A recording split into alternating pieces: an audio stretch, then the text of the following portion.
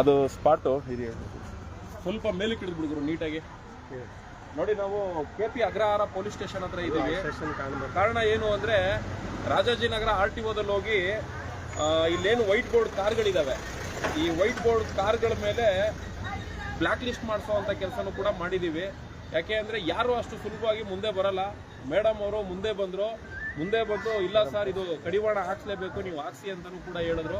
ಯಾಕೆ ಅಂದರೆ ಅವರು ಹಿಂದೆ ಎಲ್ಲೋ ಬೋರ್ಡು ಚಾಲಕಿಯಾಗಿ ಕೂಡ ಕೆಲಸ ಮಾಡಿದ್ರಂತೆ. ಈ ವೈಟ್ ಬೋರ್ಡ್ ಕಾರ್ಗಳನ್ನ ಇಟ್ಕೊಂಡು ರೆಸಿಡೆನ್ಷಿಯಲ್ ಏರಿಯಾಗಳಲ್ಲಿ ಯಾರು ಬಿಸ್ನೆಸ್ ಮಾಡ್ತಾ ಇರ್ತಾರೆ ಅಂಥವ್ರು ಗೊತ್ತೇ ಆಗಲ್ಲ, ಇವ್ರು ಈ ಥರ ಬಿಸ್ನೆಸ್ ಮಾಡ್ತಾ ಇದ್ದಾರೆ ಅಂತ ಗೊತ್ತೇ ಆಗಲ್ಲ. ಅದು ಗೊತ್ತಾದಾಗ ಮಾತ್ರನೇ ಈ ಥರದ್ದು ಏನಾದರೂ ಒಂದು ಆಕ್ಟಿವಿಟೀಸ್ಗಳನ್ನ ಮಾಡೋದಕ್ಕೆ ಸಾಧ್ಯ.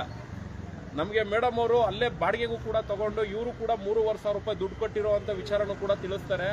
ಹಾಗೆ ಬೇರೆಯವರು ಕೂಡ ಬಾಡಿಗೆಗಳು ತಗೊಂಡು ಗಾಡಿ ಏನಾದರೂ ಸ್ಕ್ರಾಚಸ್ ಆಗಿ ಆ ಗಾಡಿ ಸ್ಕ್ರಾಚಸ್ ಆಗಿರೋದ್ರಿಂದ ಏನಾದರೂ ತೊಂದರೆ ಆಯಿತು ಅಂದರೆ ಅದರಿಂದ ದಂಡ ಕಟ್ಟಿರೋದು ಕೂಡ ಮೇಡಮ್ ಅವರು ತಿಳಿಸ್ತಾರೆ.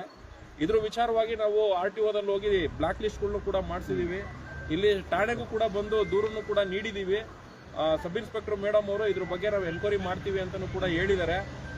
ಯಾಕೆ ಅಂದರೆ ಅವ್ರಿಗೂ ಗೊತ್ತಿರೋದಿಲ್ಲ, ಪೊಲೀಸ್ ಸ್ಟೇಷನ್ ಅವ್ರಿಗೂ ಗೊತ್ತಿರೋದಿಲ್ಲ, RTOದವ್ರಿಗೂ ಕೂಡ ಗೊತ್ತಿರೋದಿಲ್ಲ ಈ ಥರದೊಂದು ಆಕ್ಟಿವಿಟೀಸ್ಗಳು ಈ ಥರ ಇಲ್ಲಿ ನಡೀತಾ ಇರುತ್ತಾ ಅಂತ. ಒಂದು ವೇಳೆ ಗೊತ್ತಿದ್ರು ಯಾರು ದೂರು ಕೊಟ್ಟಿಲ್ಲ ಅಂದರೆ ಅವ್ರು ಅದ್ರ ಬಗ್ಗೆ ಏನು ಕ್ರಮನೂ ಕೂಡ ತಗೊಳ್ಳೋದಿಲ್ಲ. ಹಂಗಾಗಿ ನಾವು ಸಂಘಟನೆ ಕಡೆಯಿಂದ ಬಂದು ದೂರನ್ನ ಕೊಡುವಂಥ ಕೆಲಸ ಮಾಡಿದ್ದೀವಿ. ಈ ವಿಚಾರವಾಗಿ ಏನು ಆಕ್ಷನ್ಗಳು ತಗೊಳ್ತಾರೆ ಕಾದು ನೋಡಬೇಕಾಗ್ತದೆ. ಮತ್ತು ಅದ್ರ ಜೊತೆಗೆ ಈ ವೈಟ್ ಬೋರ್ಡ್ ಕಾರ್ಗಳನ್ನ ಬ್ಲ್ಯಾಕ್ ಲಿಸ್ಟ್ ಮಾಡಿಸಿರೋದ್ರಿಂದ RTOದಲ್ಲಿ ಇವರು ಬ್ಲ್ಯಾಕ್ ಲಿಸ್ಟ್ ತೆರವುಗೊಳಿಸೋದಕ್ಕೆ ಖಂಡಿತ ಬರಲೇಬೇಕಾಗ್ತದೆ. ಹಂಗಾಗಿ ನಾವು ಈ ವೈಟ್ ಬೋರ್ಡ್ ಕಾರ್ಗಳನ್ನ ಇಟ್ಕೊಂಡು ಯಾರೆಲ್ಲ ಬಿಸ್ನೆಸ್ ಮಾಡ್ತಾ ಇರ್ತಾರೆ ನಮ್ಮ ಗಮನಕ್ಕೆ ತರೋ ಅಂತ ಕೆಲಸ ಮಾಡಿ. ಅಟ್ಲೀಸ್ಟು ಈ ದಂಧೆಗಳು ನಿಲ್ಲಬೇಕು. ಒಂದು ಕಡೆ ವೈಟ್ ಬೋರ್ಡ್ 2 ವೀಲರ್ ದಂಧೆ, ಒಂದು ಕಡೆ ವೈಟ್ ಬೋರ್ಡ್ ಕಾರ್ ದಂಧೆ.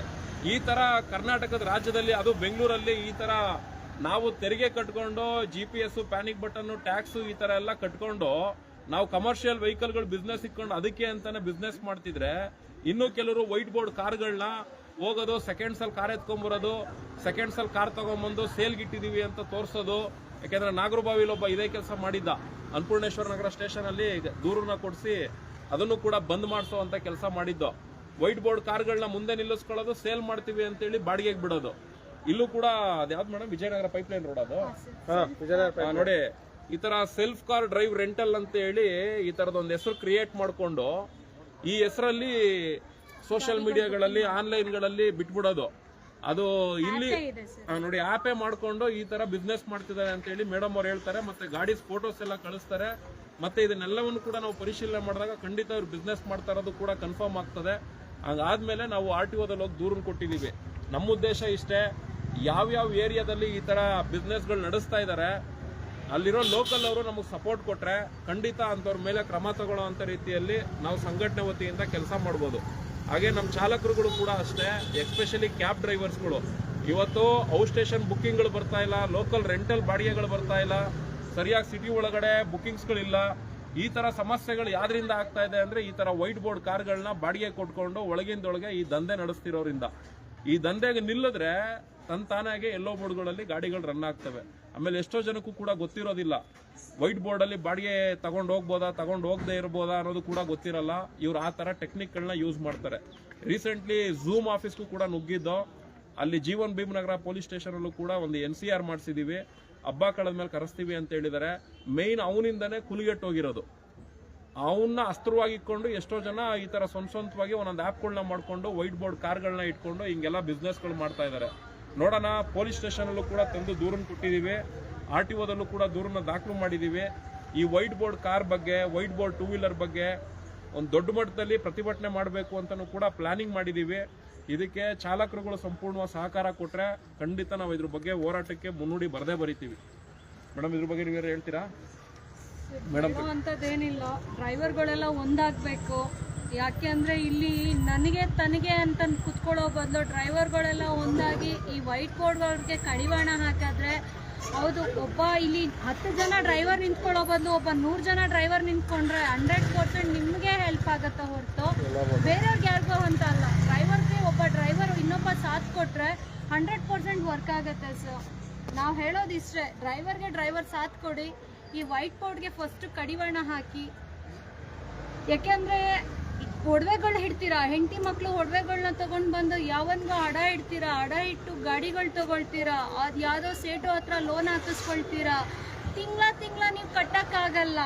ಅವ್ನು ಯಾರೋ ಸೇಟು ಬಂದು ನಿಮ್ಮ ಗಾಡಿನ ಸೀಸ್ ಮಾಡ್ಕೊಳ್ತಾನೆ, ಅವಾಗ ನೀವು ಕಣ್ಣಲ್ಲಿ ನೀರು ಹಾಕೊಂಡು ರೋಡಲ್ಲಿ ನಿಂತಿರ್ತೀರಾ. ನಾವುಗಳೇ ಎಷ್ಟೋ ನೋಡ್ತಾ ಇರ್ತೀವಿ, ಕಣ್ಣಿಂದ ನೋಡ್ತಾ ಇರ್ತೀವಿ, ಬಟ್ ನಾವೇನೂ ಮಾಡೋಕ್ಕಾಗಲ್ಲ. ಎಲ್ಲೋ ಬೋರ್ಡ್ ವಿಚಾರ ಅಷ್ಟು ನೀಟಾಗಿ ಹೇಳಿದ್ದೀರಾ. ವೈಟ್ ಬೋರ್ಡ್ ಕಾರ್ಯಕರ್ತರು ಯಾವುದೂ ಇಲ್ಲ ಅಲ್ಲ, ಅಸಹಾಯಕರಾಗಿ ನಿಂತಿರ್ತೀವಿ ಸರ್, ನಾವೇನು ಮಾಡೋಕ್ಕಾಗಲ್ಲ. ಆದ್ರೆ ವೈಟ್ ಬೋರ್ಡ್ ಅವನು ಹೋಗ್ತಾನೆ ಸರ್, ಲೋನ್ ತಗೊಂಡ್ ಬರ್ತಾನೆ, ಪರ್ ಡೇ 3,500 ರೂಪಾಯಿಗೆ ಗಾಡಿ ಬಿಡ್ತಾನೆ ಸರ್. ಬೆಳಿಗ್ಗೆ 6 ಗಂಟೆಯಿಂದ ಸಾಯಂಕಾಲ 6 ಗಂಟೆಗೆ ಪರ್ ಡೇ ಒಂದು ಸ್ವಿಫ್ಟ್ ಕಾರ್ ಬಂದು 3,500 ರೂಪಾಯಿಗೆ ರೆಂಟಲ್ಗೆ ಕೊಡ್ತಾ ಇದ್ದಾರೆ. ನಮ್ಮ ಎಲ್ಲೋ ಬೋರ್ಡ್ ಕಾರ್ಗಳ ಶಿಫ್ಟ್ ಅಷ್ಟು ಕೊಡಲ್ಲ. ಆದ್ರೆ ನಾವು ಸರ್ ವಿತ್ ಡ್ರೈವರ್ ಸಮೇತ ಹೋಗ್ತೀವಿ ಅಂದ್ರೆ ನಮಗೆ 3,500 ಕೊಡೋದು ಯಾರು ಇಲ್ಲ ಸರ್. ಅಂದ್ರೆ ಅರ್ಥ ಮಾಡ್ಕೊಳ್ಳಿ, ಸಮಾಜ ಎತ್ತ ಕಡೆ ಹೋಗ್ತಾ ಇದೆ, ಯಾವ ಕಡೆ ತಿರುಗ್ತಾ ಇದೆ ಸಮಾಜ ಅಂತ. ನೀವು ಡ್ರೈವರ್ ಸಮೇತ ಬರ್ತೀನಿ ಅಂದ್ರು ನಿಮಗೆ 3,500 ಕೊಡಕ್ಕೆ ನಮ್ಮ ಪಬ್ಲಿಕ್ ರೆಡಿ ಇಲ್ಲ. ಆದ್ರೆ ಅವ್ರ ಶೋಕಿಗೋಸ್ಕರ ಅವ್ರು 3,500 ಖರ್ಚು ಮಾಡಕ್ ಅವ್ರು ರೆಡಿ ಇದ್ದಾರೆ. ನಾವ್ ಹೇಳೋದು ಇಷ್ಟೇ, ಒಬ್ಬ ಡ್ರೈವರ್ ಸಪೋರ್ಟ್ ಮಾಡಿ ವೈಟ್ ಬೋರ್ಡ್ ಮಾಡ್ಲಿ ಸರ್, ಎಲ್ಲೋ ಬೋರ್ಡ್ ತಗೊಂಡು ಅವ್ರ ಬಿಸ್ನೆಸ್ ಮಾಡ್ಲಿ, ನಾವು ಬೇಡ ಅಂತ ಹೇಳ್ತಾ ಇಲ್ಲ. ಕಾನೂನು ರೀತಿಯಾಗಿ ಕಾನೂನು ತಿಳ್ಕೊಂಡು ಅವ್ರು ವ್ಯವಹಾರ ಮಾಡ್ಲಿ, ನಾವು ಬೇಡ ಅಂತ ಹೇಳ್ತಾ ಇಲ್ಲ. ಯಾವನೋ ಶೋಕಿಗೋಸ್ಕರ ಯಾರೋ ಹೆಣ್ಮಕ್ಳು ಅವ್ರ ಮನೆ ಹೆಂಡತಿ ಮಕ್ಳನ್ನ ಬೆಳ್ಸಕ್ಕೋಸ್ಕರ ನಮ್ಮ ಹೆಂಡತಿ ಮಕ್ಳನ್ನ ನಾವು ಬೀದಿಗೆ ತಗೊಂಡು ಹೋಗೋದು ಬೇಡ. ದಯವಿಟ್ಟು ಎಲ್ಲರೂ ಒಗ್ಗಟ್ಟಾಗಿ ಇದನ್ನ ಮೊದಲು ತೆಗೆದು ಇದನ್ನ ನಿರ್ಮೂಲನೆ ಮಾಡಿ. ನಾನು ಕೇಳೋದಿಷ್ಟೇ, ಒಬ್ಬ ಡ್ರೈವರ್ ಸಾಥ್ ಕೊಡಿ, ನಿಂತ್ಕೊಳ್ಳಿ ಸರ್. ಇವತ್ತು ಒಂದು ದಿನಕ್ಕೆ ಅಯ್ಯೋ ನಾನು ಇವತ್ತು 1,000 ದುಡಿತೀನಿ ಅಲ್ಗೋದ್ರೆ ಅಂತ ಯೋಚನೆ ಮಾಡಬೇಡಿ. ಇವತ್ತು ಒಂದು ದಿನ ನೀವು ನಿಂತ್ಕೊಂಡ್ರಿ ಅಂದ್ರೆ 10 ಜನ ಹೆಣ್ಮಕ್ಳಿಗೆ ಒಂದು ದಾರಿ ದೀಪವಾಗಿ ನಿಂತ್ಕೊಳ್ತೀರಾ ನೀವು. 10 ಜನ ಹೆಣ್ಮಕ್ಳಿಗೆ, ಯಾಕೆಂದ್ರೆ ಅದೊಂದು 10 ಜನ ಆಟೋ ಡ್ರೈವರ್ಗೆ ನಿಮ್ಮಿಂದ ಹೆಲ್ಪ್ ಆಗ್ತಿದೆ ಅಂದ್ರೆ ಅವ್ರ ಮನೆಯಲ್ಲಿ ಚಿಕ್ಕ ಮಕ್ಳು ಓದ್ತಾ ಇರ್ತವೆ, ಅವ್ರ ವಿದ್ಯಾಭ್ಯಾಸಕ್ಕೆ ಆಗತ್ತೆ. ಅವ್ರ ಮನೆಯಲ್ಲಿ ಅವ್ರ ಅಪ್ಪ ಅವರಮ್ಮ ಅನಾರೋಗ್ಯದಿಂದ ಬಳಲ್ತಾ ಇರ್ತಾರೆ, ಅವ್ರಿಗೆ ಹೆಲ್ಪ್ ಆಗತ್ತೆ. ಅದರಿಂದ ಹೇಳ್ತಾ ಇರೋದು, ಒಬ್ರಿಗೊಬ್ರು ಸಾಥ್ ಕೊಡಿ ಸರ್. ಡ್ರೈವರ್ಗಳು ನಾನು ಕೇಳ್ಕೊಳ್ಳೋದಿಷ್ಟೇ. ಯಾಕೆಂದ್ರೆ ನಾನು ಒಬ್ಬ ಡ್ರೈವರ್ ಆಗೇ ಬಂದಿದ್ದು, ಇವತ್ತು ನಾನು ಈ ಲೆವೆಲಿಗೆ ಬೆಳಿಬೇಕಂದ್ರೆ ನಾನು ಕಷ್ಟಪಟ್ಟೆ ಬಂದಿರೋದು. ನಾನು 3 ಚಕ್ರದಿಂದ 4 ಚಕ್ರಕ್ಕೆ ಬಂದೆ, 4 ಚಕ್ರದಿಂದ ಇವತ್ತು ನಾನು ಒಂದು ಲೆವೆಲಿಗೆ ಬಂದಿದ್ದೀನಿ. ಆದರೆ ನಾನು ಬೆಳೆದು ಬಂದಿರೋ ಮೆಟ್ಲನ್ನ ನಾನು ಓದಿಯಕ್ಕೆ ನನಗೆ ಇಷ್ಟ ಇಲ್ಲ. ನಾನು ಬೇಕಾದರೆ ನಾನು ಡ್ರೈವರ್ಗಳಿಗೆ ನಾನು ಸಪೋರ್ಟ್ ಮಾಡೋಕ್ಕೆ ನಾನು ರೆಡಿ ಇದ್ದೀನಿ. ನೀವು ಎಲ್ಲಿಗೆ ಬೇಕಾದರೂ ಕರೀರಿ, ನಾನು ಬರ್ತೀನಿ. ಆದರೆ ನಾನು ಹೇಳೋದಿಷ್ಟೇ, ಎಲ್ಲ ಡ್ರೈವರ್ಗಳು ಒಂದಾಗಿ ನೋಡಿ. ಇಷ್ಟೇ, ನಮಗೆ ಏನು ವೈಟ್ ಬೋರ್ಡ್ 2 ವೀಲರ್ಗಳು ರನ್ ಆಗ್ತಾ ಇದ್ದಾವೆ ಅದು ನಿಲ್ಲಬೇಕು. ಈಗ ಹೈಕೋರ್ಟ್ ಹೇಳಿದೆ ಗೈಡ್ಲೈನ್ಸ್ ಮಾಡಿ ಅಂತ. ಗೈಡ್ಲೈನ್ಸ್ ಮಾಡಿದ್ಮೇಲೆ ಎಲ್ಲೋ ಬೋರ್ಡ್ ಆಗ್ತದ ಹಾಕೊಳ್ಳಿ, ಎಲ್ಲೋ ಬೋರ್ಡ್ ಇಟ್ಕೊಂಡು ಓಡಿಸ್ಕೊಳ್ಳಿ, ನಮ್ಗೇನು ಅಭ್ಯಂತರ ಇಲ್ಲ. ಒಂದು ವೇಳೆ ಎಲ್ಲೋ ಬೋರ್ಡು ನಿಲ್ಲಿಸಬೇಕು, ಬೈಕೇ ಬರಬಾರ್ದು ಅಂದ್ರೆ ಅದು ಸರ್ಕಾರ ಸುಪ್ರೀಂ ಕೋರ್ಟ್ಗೆ ಹೋಗ್ಕೊಳ್ಳಿ. ಆದ್ರೆ ಹೈಕೋರ್ಟ್ ಏನು ಹೇಳಿದೆ ಅದನ್ನ ಪರಿಪಾಲನೆ ಮಾಡಬೇಕು. ಅದ್ರ ವಿಚಾರವಾಗೂ ಮುಂದುವರಿತಾ ಇದೀವಿ. ಅದ್ರ ಜೊತೆಗೆ ವೈಟ್ ಬೋರ್ಡ್ ಕಾರು ಕೂಡ ನಿಲ್ಲಬೇಕು. ಈ ದಂಧೆ ನಿಲ್ಲಬೇಕು ಅಂದ್ರೆ ಎಲ್ಲೋ ಬೋರ್ಡ್ ಡ್ರೈವರ್ಸ್ಗಳು, especially point to point service ಕೊಡೋರು, ಟೂರಿಸ್ಟ್ ಲೈನಲ್ಲಿರೋರು, ಆಮೇಲೆ ಪ್ಯಾಕೇಜ್ ಮಾಡೋ ಅಂಥವ್ರು, ಟ್ಯಾಕ್ಸಿ ಸರ್ವಿಸ್ ಏನು ಮಾಡ್ತಿದ್ದೀರಾ ನೀವುಗಳು ಸಪೋರ್ಟ್ ಮಾಡಿದ್ರೆ ಈ ಥರ ಒಂದೊಂದೇ ಏರಿಯಾದಲ್ಲಿ ನಮ್ಗೆ ಏನು ಇನ್ಫಾರ್ಮೇಷನ್ ಬರುತ್ತೆ ಅದನ್ನು ಕಲೆಕ್ಟ್ ಮಾಡ್ಕೊತೀವಿ, ನಿಮ್ಗಳಿಗೂ ತಿಳಿಸ್ತೀವಿ. ನೀವುಗಳು ಕೂಡ ಬನ್ನಿ. ಈ ಥರ ದಂಧೆ ಮಾಡ್ಕೊಂಡು ನಮ್ಗೇನು ಬೇಜಾರು ಅಂದರೆ, ಕಷ್ಟಪಟ್ಟು ನಾವೆಲ್ಲ ಟ್ಯಾಕ್ಸ್ ಕಟ್ಕೊಂಡು ರೋಡಲ್ಲಿ ನೋಡಿ ಹಿಂಗೆಲ್ಲ ಕಾಯ್ಕೊಂಡು ವೆಯ್ಟ್ ಮಾಡ್ಕೊಂಡು ಬಾಡಿಗೆಗಳು ಹೊಡಿತೀವಿ. ಆದರೆ ಇವ್ರುಗಳು ರಾಜಾರೋಷವಾಗಿ ಮನೆ ಒಳಗಡೆ ಕೂತ್ಕೊಂಡು ಆರಾಮಾಗಿ ದುಡ್ಡು ಮಾಡ್ತವ್ರೆ. ಈ ದುಡ್ಡು ಮಾಡ್ತಿರೋಂಥ ವರ್ಗ ಕಣ್ಮುಂದೆ ಕಾಣಿಸ್ಕೊಂಡಾಗ ಇವ್ರನ್ನ ಬೆತ್ತಲು ಮಾಡ್ಬೇಕು. ಇಲ್ಲ, ನೀವು ನೋಡಿ, near by rental self car ಅಂತ ಹೊಡೀರಿ, ನಿಮ್ಗೆ ಆರಾಮಾಗಿ ಓಪನ್ ಆಗತ್ತೆ. Rash car self drive rental car ಅಂತ ಓಪನ್ ಆಗತ್ತೆ. ಅದೇ ಇಂತ ದಂಧೆ ಮಾಡೋರು ಏನ್ ಮಾಡ್ತಾ ಇದಾರೆ. ನಿಮಗೆ ನೋಡಿ ಸರ್, ಕಾರ್ ಬೇಕಾ 10,000 ರೂಪಾಯಿ ರೆಂಟ್ ಸರ್. ಬೊಲೆನೋ ಬೇಕಾ 3,500 ಸರ್. ಸ್ವಿಫ್ಟ್ ಬೇಕಾ ಸರ್ 3,500 ಸರ್. ನೀವ್ ಎಲ್ಲ ಹೋಗ್ಬೇಕು ಸರ್? ಆಟೋ ಡ್ರೈವರ್ಗಳು ಎಲ್ಲ ಹೋಗ್ತೀರಿ? ಡ್ರೈವರ್ಗಳು ಎಲ್ಲ ಹೋಗ್ತೀರಿ ಸರ್. ನಿಮ್ ಹೆಂಡತಿ ಮಕ್ಳು ಒಡವೆಗಳನ್ನ ಅಡ ಇಟ್ಟಿರ್ತೀರಿ ಸರ್, ಅಲ್ಲಿ ಬಡ್ಡಿ ಕಟ್ತೀರಾ. ಸೇಟುಗೆ ನೀವು ಬಡ್ಡಿ ಕಟ್ಬೇಕು. ಎಷ್ಟೋ ಜನ GPS ಪ್ಯಾನಿಕ್ ಬಟನ್ ಹಾಕ್ಸ್ಕೊಳಕ್ಕಾಗದೆ ಇನ್ನು ಎಫ್ಸಿ ಮಾಡಿಸ್ಕೊಳಕ್ಕಾಗ್ತಾ ಇಲ್ಲ. ಮನೆಯಲ್ಲಿ ಅಪ್ಪ ಅಮ್ಮನ್ಗೆ ಅನಾರೋಗ್ಯ, ಅವ್ರನ್ನ ನೋಡ್ಬೇಕು, ಈ ಕಡೆ ಫ್ಯಾಮಿಲಿ ನೋಡ್ಬೇಕು, ಮಕ್ಳ ಎಜುಕೇಶನ್ ನೋಡ್ಬೇಕು. ನಿಮ್ಗೆ BP ಶುಗರ್ ಇರುತ್ತೆ, ನೀವೇ ಒಂದ್ ಮಾತ್ರೆ ತಗೊಳಕ್ಕೇನೆ ಅಯ್ಯೋ ಆ ಮಾತ್ರೆಗೋಸ್ಕರ ನಾವ್ ಯಾಕೆ ಒದ್ದಾಡ್ಬೇಕು ಇರಿ, ಅದೇ ದುಡ್ಡು ಮನೆಗಾದ್ರೆ ಅನ್ನೋ ನಿಮ್ಮ ಆರೋಗ್ಯನೇ ನೀವು ಸರಿಯಾಗಿ ನೋಡ್ಕೊಳಕ್ ನಿಮ್ ಕೈಲಿ ಆಗ್ತಾ ಇಲ್ಲ. ಈ ವೈಟ್ ಬೋರ್ಡ್ ನನ್ಗೇನ್ ಗೊತ್ತಾ ಮೇಡಮ್, ಈ ತರ ಬಿಸ್ನೆಸ್ ಮಾಡ್ತಿರೋರು ಏನ್ ಮಾಡ್ತಿರ್ತಾರೆ, ಎಲ್ಲೋ ಬೋರ್ಡ್ ಅವರು ಅವರೆಲ್ಲ ನೋಡು ಅಷ್ಟು ಕಷ್ಟಪಟ್ಟು ದುಡಿತವ್ರೆ. ನಾನು ಆರಾಮಾಗಿ ವೈಟ್ ಬೋರ್ಡ್ ಇಟ್ಕೊಂಡು ಒಳಗಿಂದೊಳಗೆ ದಂಧೆ ಮಾಡ್ತಾ ಇದ್ದೀನಿ, ಇದು ಯಾರಿಗೂ ಗೊತ್ತಿಲ್ಲ ಅನ್ನೋ ರೀತಿಲಿ ಇರ್ತಾರಲ್ಲ, ಆ ಗೊತ್ತಿಲ್ಲದೆ ಇರೋ ನನ್ನ ಮಕ್ಕಳನ್ನ ಹೊರಗಡೆ ತರಬೇಕು.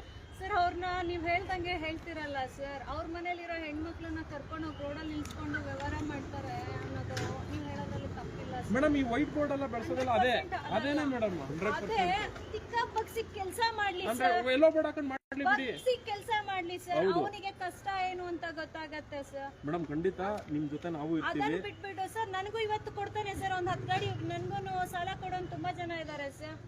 ನಾನು ಹಾಕೊಂಡು ನಾನು ಕೂತಿದ್ದ ಜಾಗದಲ್ಲಿ ಕೆಲಸ ಮೇಡಮ್ ಮೇಡಮ್ ಏನ್ ಗೊತ್ತಾ, 1 ಲಕ್ಷಕ್ಕೆಲ್ಲ ವೈಟ್ ಬೋರ್ಡ್ ಕಾರ್ ಸಿಗ್ತವೆ, ಅವನ್ ತಗೊಂಡ್ಬಂದ್ಬಿಟ್ಟು ಬಾಡಿಗೆ ಎಷ್ಟೋ ಜನ ಅದೇ ಮಾಡ್ತಾರೆ, ಅದನ್ನ ಇಟ್ಕೊಂಡು ಎಷ್ಟೋ ಜನ ಬಿಸ್ನೆಸ್ ಮಾಡ್ತಾರೆ,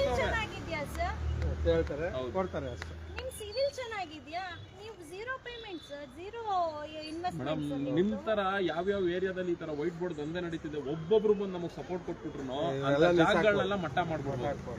ಯಾರು ಮುಂದೆ ಬರಲ್ಲ, ಎದುರ್ಕಂತಾರೆ ನಮ್ಗೆ ಏನ್ ಮಾಡ್ಬಿಡ್ತಾರೋ ಎತ್ ಮಾಡ್ಬಿಡ್ತಾರೋ ಅಂತ, ಅದೇ ಭಯ ಇವ್ರುಗಳಿಗೆ.